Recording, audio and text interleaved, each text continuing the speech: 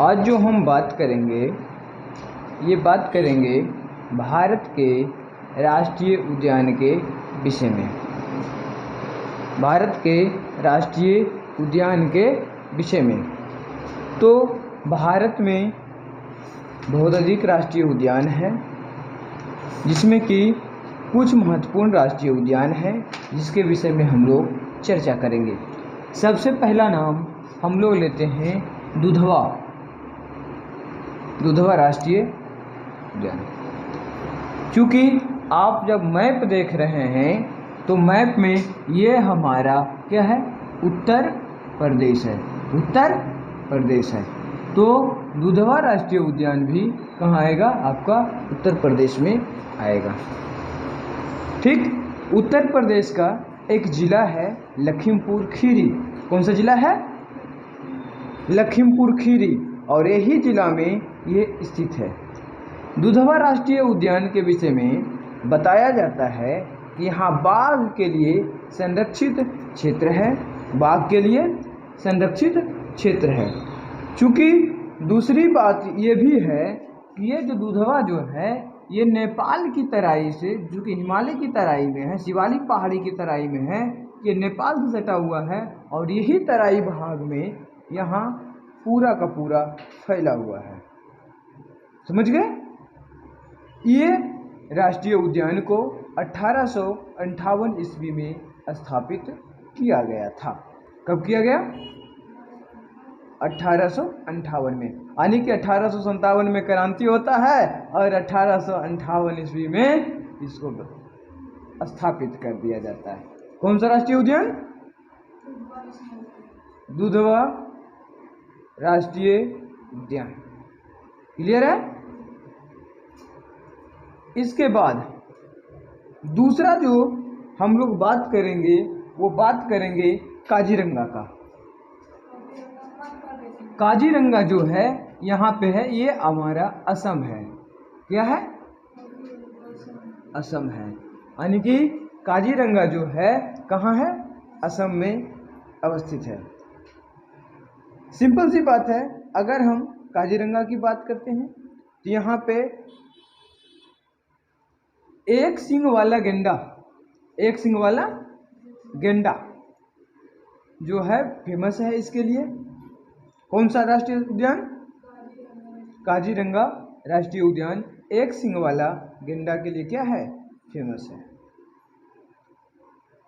कहा जाता है कि यहीं पर से एक नदी आती बहती है और जिसको हम लोग बोलते हैं, यहीं से एक नदी बहती है जिसको हम लोग बोलते हैं ब्रह्मपुत्र नदी। क्या बोलते हैं?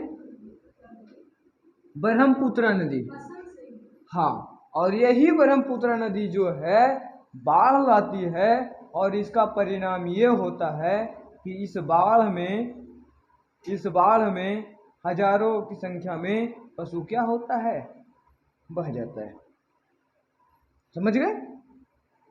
यानी कि एक बात आता है कि जब से आइल बटे बाढ़ बह गइल सब कुछ, चाहे रह पशु चाहे कुछ और हो, बही गइल सब और हो।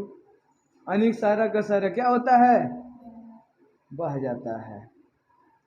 तो हम लोग अभी तक दो उद्यान की चर्चा कर चुके हैं, एक को उत्तर प्रदेश, दूसरा असम में। उत्तर प्रदेश में दुधवा और असम में काजीरंगा। कोई दिक्कत नहीं है। तीसरा उद्यान की अगर हम बात करते हैं तो वो बात करेंगे गिर का। किसका बात करेंगे? गिर कहाँ पे है? गिर जो है गुजरात में है। गिर कहाँ है? गुजरात में। ये जो फिगर नजर आ रहा है ये गुजरात है। ये पूरा का पूरा यहाँ से लेकर के ये पूरा का पूरा एरिया जो है गुजरात ही है। और इसी गुजरात में एक साइड में देख रहे होंगे ये गिर है, और इसी गिर में एक राष्ट्रीय उद्यान है जो कि असम के लिए, जो कि गुजरात के लिए सबसे प्रसिद्ध है। है। सॉरी, गुजरात में माना जाता है। ठीक, ये गुजरात का सबसे महत्वपूर्ण राष्ट्रीय उद्यान के रूप में माना जाता है। क्लियर है? इसके विषय में माना जाता है कि यहाँ पे बाघ संरक्षित क्षेत्र है। कौन संरक्षित क्षेत्र है? बाघ संरक्षित क्षेत्र है। अगर हम बाघ संरक्षित क्षेत्र बोले तो यहाँ पे बाघ को बचाने के लिए प्रयास किया जाता है। एक नाम आता है बब्बर, हाँ, बाघ संरक्षित ये क्षेत्र है और यहाँ पे जो है एशियाई बब्बर शेर, एशियाई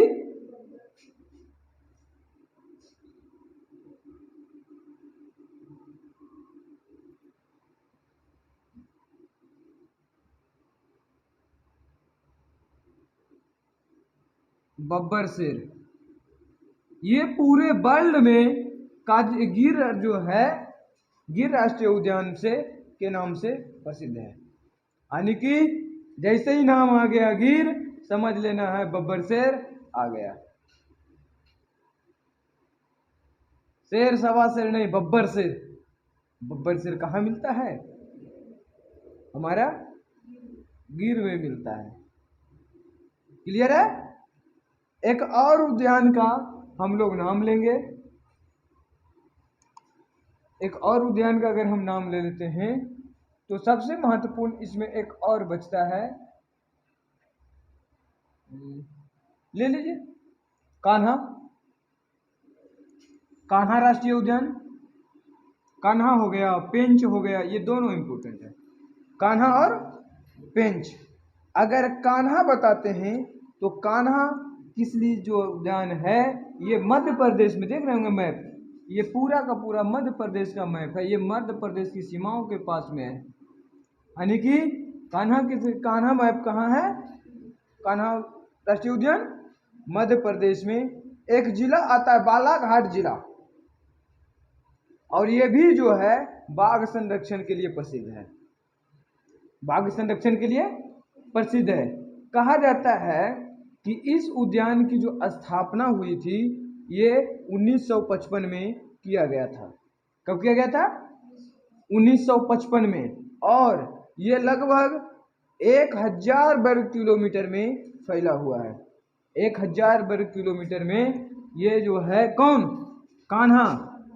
कान्हा जो है 1000 वर्ग किलोमीटर में जो है फैला हुआ है। और यहाँ पे ये जो क्षेत्र है पर्यटन के लिए बहुत महत्वपूर्ण है।